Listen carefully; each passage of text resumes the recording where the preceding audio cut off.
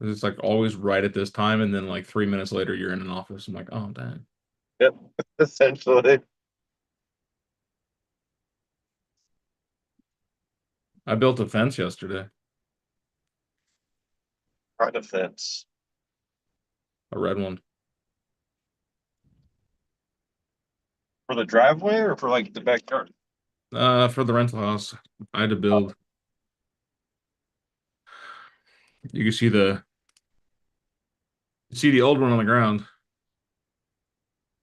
and then the new one Oh, that's that's up. good. And then I also did this one, put a new gate in. So I was successful.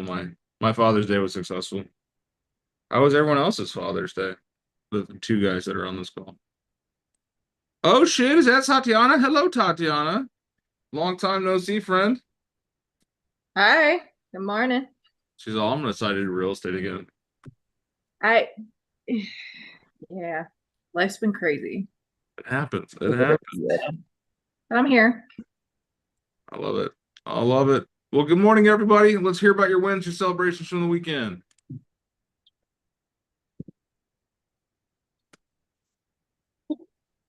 Good talk.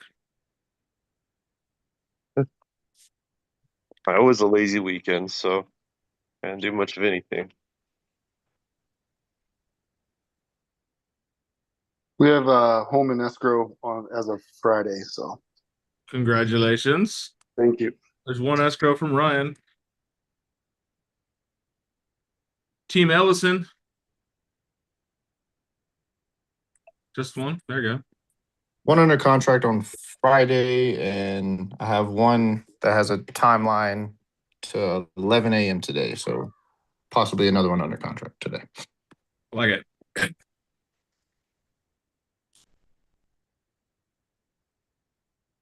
There's two. Good. We got two. Our goal was 9. What's the gap?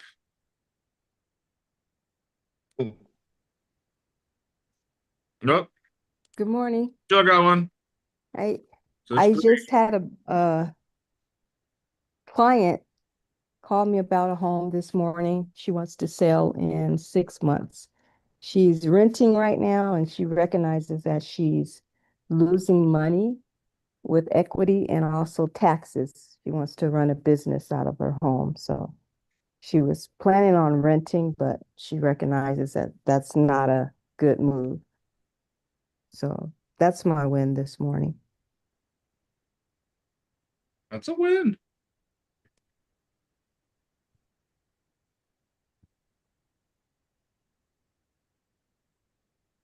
Is that it? Is that all the wins? Going once, going twice? I guess I have one. It's a kind of a long-term thing, but I have a first-time home buyer. He's starting to look and just try to understand the market a little bit. So I've been able to help him out over the last week, just explaining processes and stuff to him. And so now he's looking to see if he can move forward a little sooner than he thought. Now he kind of understands it a little bit better. Mhm. Hopefully we'll get that one. It's awesome. I think people are recognizing that the rates are not going to be moving anywhere anytime soon, and that they need to move on and do what they need to do. Buy. Oh, you mean people are realizing that 3%'s not normal? If only. Right.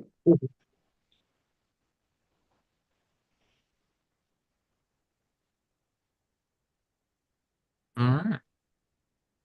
Anyone else? Giving you guys a couple seconds, so Had a restful and relaxing vacation last week. And then amongst all my gluttony, had enough discipline to not overeat and exercise and didn't gain any weight. I'm proud of you, Jim. How many hours ago was 3 o'clock yesterday? So 17 hours ago? Yeah. 3 plus 5. 12, yeah. I am 17 hours into a 72-hour fast. Oh, good. So only 55 hours to go. Yeah, What kind of fast? Fast. Like pure water. Pure water. Oof. That's tough. So very strong. And it's kind of what I want to talk to you guys about it today is I have wanted to do a 3-day fast for a while. I've talked about it, I failed it. I've talked about it, I failed it. I think the thing that was missing, it was deciding to do it. Is I'm doing it. I'm telling people I'm doing it. I'm going to do it. Mhm. But it goes into what I want to talk about today is anyone ever heard the term anti-fragile or anti-fragility? What does it mean? Not fragile. Okay. Pretty simple. Pretty Is it, simple. oh, Go ahead. I've heard it in context of like parenting and like not making sure your kids, you're not like a hovering parent and making your kids fragile just by protecting them. That's part of it. Yeah, that's definitely part of it. It's creating an environment where you're not so lockjawed and strong that things don't affect you.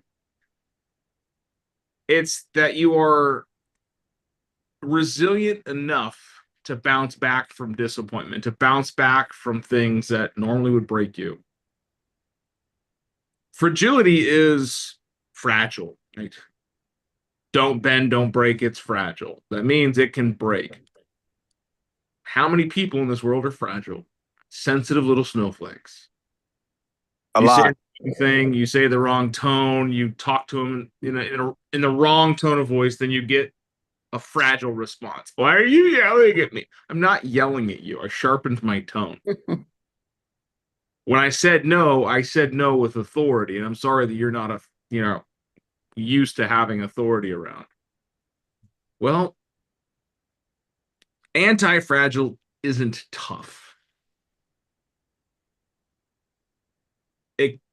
It really is resilient. There are probably more deals today not going through. We call them DFTs, deal fell through, than we've seen in the past years. And how do agents handle when deals fall out?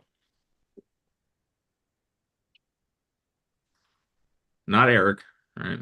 We're not talking about the stoic Erics of the world. Just move on to the next. Yeah. How do they or how should they? Right. So the term anti-fragile actually comes from a guy named Nashimi Taleb, who pointed out something weird. So we have a word for things that break under stress. Fragile, right? And things that don't break under stress. Anti-fragile or anti-fragility. But we never really had a word for the opposite. And people say resilient or robust, but those just mean it didn't break. I don't feel like real estate transactions in the core of our business and the message I'm trying to get out there is about something breaking and staying the same. It's something didn't break and it got stronger. There's no word out there for that. So I think we can kind of look at the skill set around how do we become more anti-fragile? How do we become to a point where not only do we not break in situations that would normally cripple some people, but they make us stronger? A deal falls through, right? Chaos ensues. The buyer's upset, the seller's upset, the agent's upset, your mortgage company's upset, you're upset, right? End of the world. Or all of that still happens and it gets to you and it sucks, but here's what I learned. Here's what I can do better next time. Here's how I can re-enter the market better, stronger, less volatile. I remember my first deal that fell out. It was like a punch in the gut. I suck. I failed. I'm no good at this. Why do I need to do this business? Because I took it so hard. I was really relying on that money. As some of us have been in that position before, we really, really need the check to come through.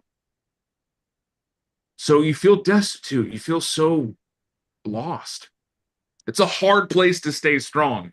So I understand that people break in those moments. Well, fast forward hundreds of transactions and many deals that fell through later. I look at it as I will be okay. I've made it through this before. I will make it through this again, and I will do so better.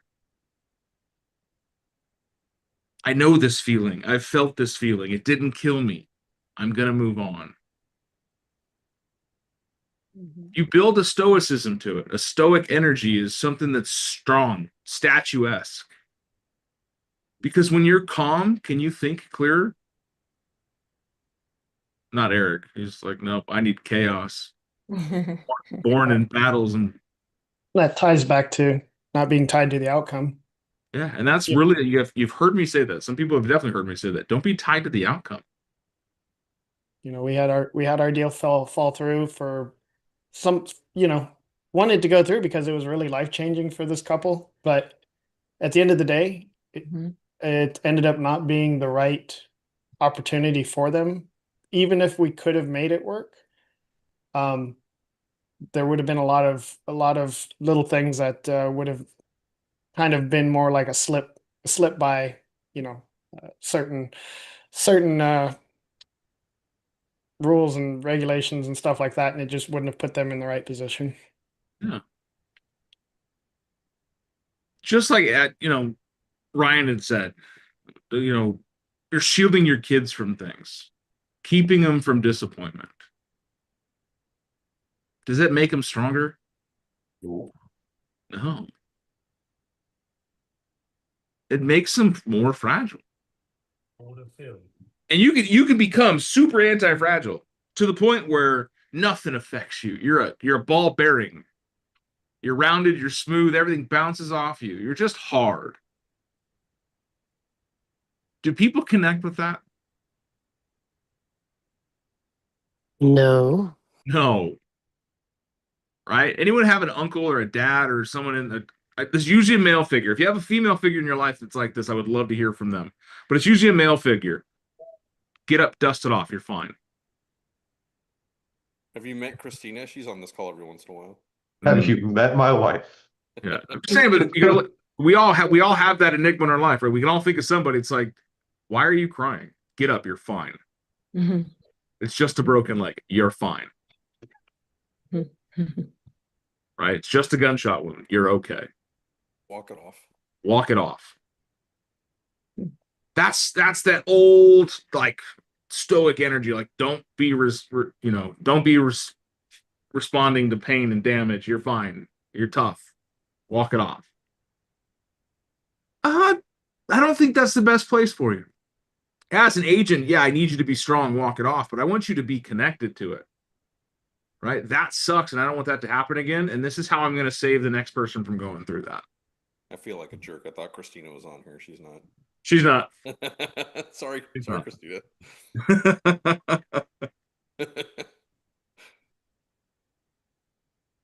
But let's boil this down to the absolute basic element that pertains to you and your business. What is the first place agents fear pain? Rejection? In what? Prospecting? Yeah. You can't control it, can you? Nope. You can script, you can practice, you can do mindset exercises and become a mental ninja, doing your mental gymnastics. Can you control the person on the other side? Nope. No. So we get to a point where, like, I am so hard, I am so resilient, I can do anything. But yet we're still fearful of the rejection. Because that's at the core, something we can't control.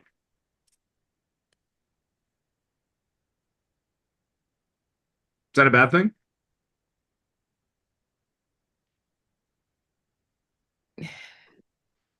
When you face it, you realize you're not going to die. Even if they yell at you, you Yeah. get stronger. And what you were saying before, there was a saying that you're not failing, you're forming, which I thought was kind of cool.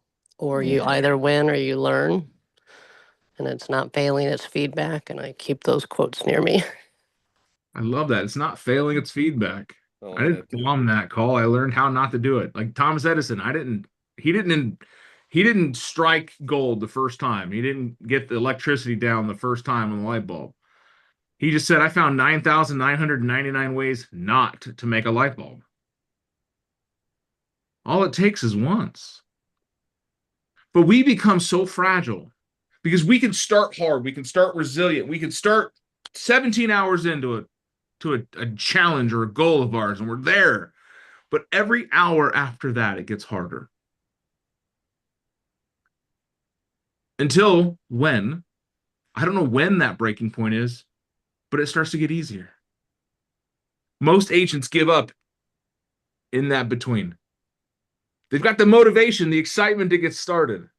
Right? I'm going to make 100 phone calls today. I'm going to talk to 100 people. The first 5 on fire, right? Great conversations, having a good time. And then they call someone from their past open house sign-in sheets and they say, why are you calling me? And hang up. Boom. Derails you. I already bought a house. Already bought a house. And then you're like, man, I could have sold you a house, but I never called you. Oh man, my life sucks. I'm terrible at this job. And now the next 95 calls suck. No, the next 5 or 6 may suck. And then you're going to get another person on the phone who goes, you know what? We're thinking about buying. We were thinking about calling you. Right? I love that when you call someone, hey, I was going to call you next week. We want to buy a house. Anyone gotten that one yet? Yeah. Reminds me of the picture, the little This weekend. meme. The little meme of the guy digging the hole and the diamond is behind it, but he can't see it. Yeah. But that's the thing is once you get started, anti-fragility becomes resiliency, becomes discipline. Motivation gets you started, discipline keeps you going. But you've got to be able to roll things off your back like a duck. Right? Water hits a duck's back, speeds right off. If you lob an insult at Stone, my 9-year-old son, he takes it as absolute truth. And he cries and he gets sad and he gets upset because he takes everything to heart. He is very fragile. You lob an insult at my 15-year-old son, he throws it back to you with Gen Z grace, and it's game. What's the difference? 6 years of having insults thrown at you. Not taking it personal. Knowing that people will say things at you, not to you. Mm-hmm. So the first place we start with our anti-fragility is objections are a good thing. No's happen. They're not rejecting you, they're rejecting the idea of it. You just got to find a way around it. Don't be so cold and cut off that you don't hear people's pain. And don't be so soft that when someone says no, you're like, okay, I'm sorry I bugged you. That's not how this works. It's definitely the personalities though that they're built with. Because that's how my 5-year-old is. Like you can say anything to him. He's coming back as hard as a 5-year-old brain can. But my 3-year-old, he'll cry. It's definitely just the way they're born. Nurture in They said nature. on that prospecting boot camp I did a couple weeks ago, Dan, they said stop apologizing. He said if you're calling, say you're calling expireds and they're like, stop calling me. Oh, I'm sorry. Well, he said, no, stop apologizing. He goes, this is your job. He goes, nobody's been sorry for doing their job. Jim, your volume is kind of low. Oh, my His bad. voice. It's hard to have a loud voice when you're laying on the couch. Stop it. His background hurts though. The girls are asleep still. They're on summer vacation.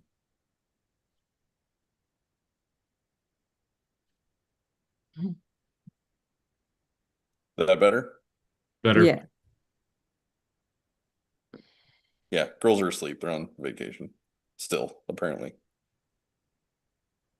So how do we do this? Well, first and foremost is the mindset around it. I've got a job to do.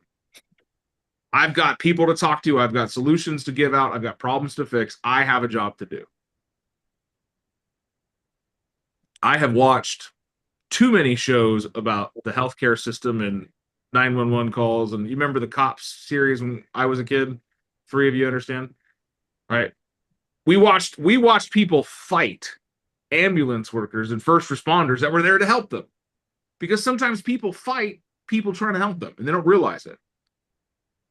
So we still have to stay on the mindset of I'm here to help. I'm doing something to help people along. And in that, they may fight me in that. So we have to separate the event from the long term. Right? Separate the event from the story. One chapter doesn't make the whole story. Things evolve, things change, right? When something goes wrong, you don't actually, react to the event. You react to your story about the event. So separate it. They told me no. And in your brain, you're like, they're rejecting me. I'm suck. I'm terrible at this job. I should never do it. No. They said no now. Doesn't mean no later. Doesn't mean no in 6 months. Hell, my wife said no to me a lot. I'm never getting married again. That's the exact word she said.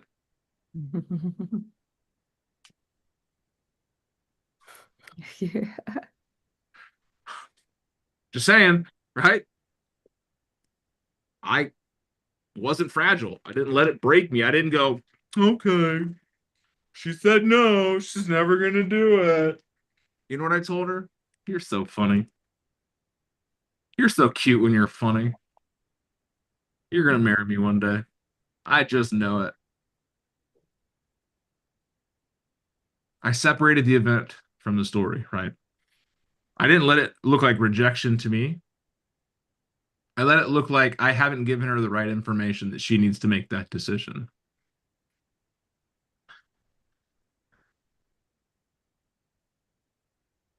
Successful people build a system around failure. How many no's do I need to get to a yes? Not, I made 5 phone calls today and all 5 of them hung up on me. Okay. Why'd you stop at 5? Just because someone says no doesn't mean that that's the end of the conversation forever. Now, if they tell you to go kick rocks, go get eaten by a bear, maybe put them in the do not call pile. And then follow up in a month. But then follow up in a month. But the fragile agents give up. The fragile agents go, oh, no one likes me. Now, what about systems? Are you the type of person that gets stuck on something and gives up? I can't figure this out, or I don't know how to use this system, or I can't use this app, or my email's not working. You just said, fuck it, I'm not doing it anymore. I'm done. Or are you anti-fragile and you figure it out? There are agents that will call me as the first step in their thinking process. That is because they have had a lifetime of people solving problems for them. Does that make you strong? That trains your brain into, I don't need to solve it, someone else will. And you stop looking for solutions. So just like my top agents, I can tell you that my top agents, the people that are actually crushing in this business that I talk to all the time, I don't hear from them until they've exhausted all resources. And so I tell them 5 minutes of struggle. 5 minutes, it's all you get. Then you reach out for help. Struggle, figure it out for 5 minutes. Because on one side, you got agents that are doing nothing. They're not even trying to think for themselves. They have someone else do it. And you have agents on the other side that will burn hours trying to figure it out because they don't want to bug someone. Very fragile, ball bearings, right? You need to be in the middle. If I can't figure something out, I'm going to do what I know. I'm going to go a little bit beyond my scope of understanding. I'm going to explore a little bit. I'm going to ask questions. I'm going to research it. If I'm still stuck, I'm going to reach out for help. Don't be that agent that goes, oh, I don't want to bug you. I don't want to bug them. I should know this. No, ask for help. It gives you a better understanding of how to help too. Hey, Dan, I tried this, and this, and I still can't figure it out. What do you recommend? Yeah. I have done X, Y, and Z. Oh, you should have done A, B, and C. Oh, okay. Man, that was super easy. We often find people that are on that far right spectrum, or on your screen, the far left, whatever side you can see, this spectrum, that will put themselves so far into a rabbit hole. They'll put the blinders on, right? Anyone that's not driving, put your blinders on. Can you see left and right anymore? No. All you can see is what's in front of you. You have eliminated your ability to see additional opportunities. So the longer you stay in this super hard nose, I'm going to figure it out mode, the less likely you are to come up with a solution. So be somewhere in between. I don't want you to be the type of person that just says, "Dude, I need help. I need an adult." Dude, you're tying your shoes and you're wearing sandals. Chill. Not that deep. But I also don't want to hear about you struggling for 30 minutes trying to figure out how to use a mobile app. Was that a good use of your time? No. Always.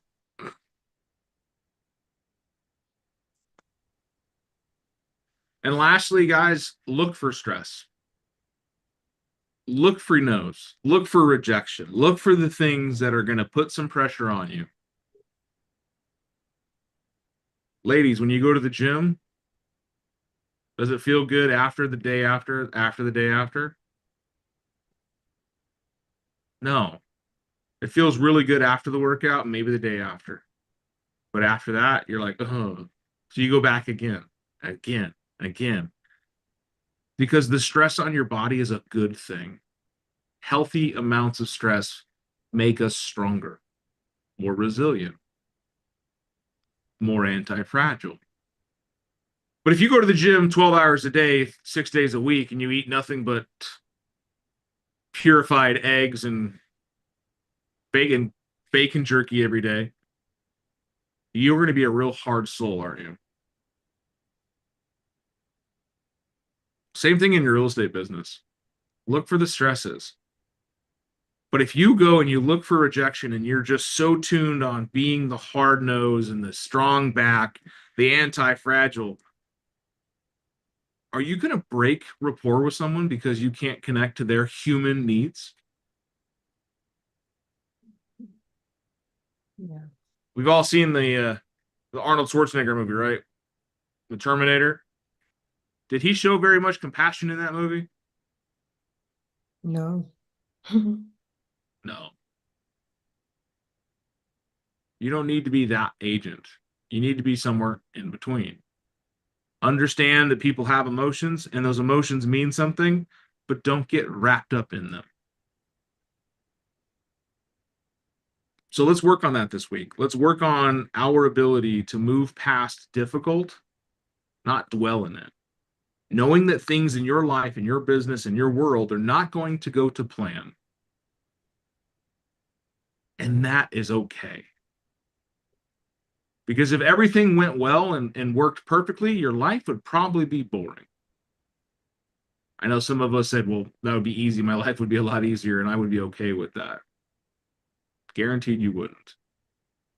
The human condition is built for stress. So you'll either have stress from your business or from yourself. So I'd rather you guys stress on your business, like go overbook yourself. Go find a way to make 2 open houses and showing houses in the middle of work. Go sit down and stress yourself with 20 phone calls. Because if you're like, I can't do this, you're right. Push yourself to do it. And take note of all the tough things that you accomplished in a week. And you'll see exactly how much you're able to get through. And you'll look back and be like, you know what? It wasn't that bad. Was today worth your time? Yes. So Yes. go call a dead lead. Go call someone you screwed up a conversation with. Go reactivate your business. Because Your life is just on the other side of doing hard things. What was it that exactly what you want is on the other side of what you don't want to do? Isn't that a shitty thing about life? Everything I want is on the other side of what I don't want to do. It's Man, true. it's the truth. It is the truth, though. So true. So you are closer to the life that you want to live than ever before when you hit the roadblocks that you're hitting. And I told this to, I told Michael the other day. I say it a lot. This is one of my favorite sayings: the devil never attacks somebody on the wrong path. Right. I believe in that. When life is hard and it just seems like everything is getting thrown at you and just everything's an uphill battle, the devil never attacks anyone on the wrong path. Yeah, when you're over the target, you're going to catch flack, right? Absolutely. I love that. I love that. I've never heard it before, but that's amazing. That's just how my brain works. People like to go to the positive, like, you're on the right path and it's because it's tough. Like, no, the devil never attacks anyone on the wrong path. Why does he need to waste his time? You're already there. But when you're doing what you're supposed to do to get to where you want to go to live a bigger life, that's when resistance happens. And you can't be fragile and give up. I have been tired. I have been broken. I have been bruised. I have been beat down. I have been to the point where life said, stop. You're going to kill yourself. And I said, no, because what I want is right there. So I hope today was a good message for you.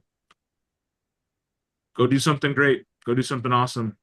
Go do something that involves a high